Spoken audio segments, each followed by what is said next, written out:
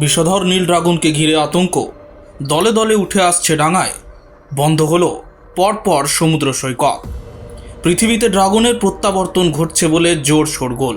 তবে শুধুই শোরগোল নয়, শুরু আবির্ভাবও ঘটে গিয়েছে ইতিমধ্যে।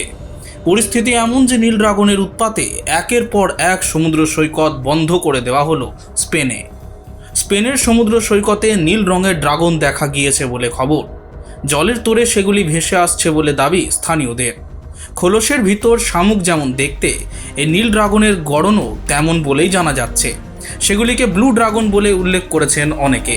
নীল ড্রাগন বিষাক্ত এবং বিষধর বলেও জানা গিয়েছে। হুল ফুটিয়ে শরীরে বিষ ঢালে, মারা যাওয়ার পরও বিষ সক্রিয় থাকে। কল্পবিজ্ঞানের বইয়ে পড়া ড্রাগনের সঙ্গে চেহারা মিলে যাচ্ছে বলেই সেগুলিকে নীল ড্রাগন বলা হচ্ছে। Bureau report, angular news.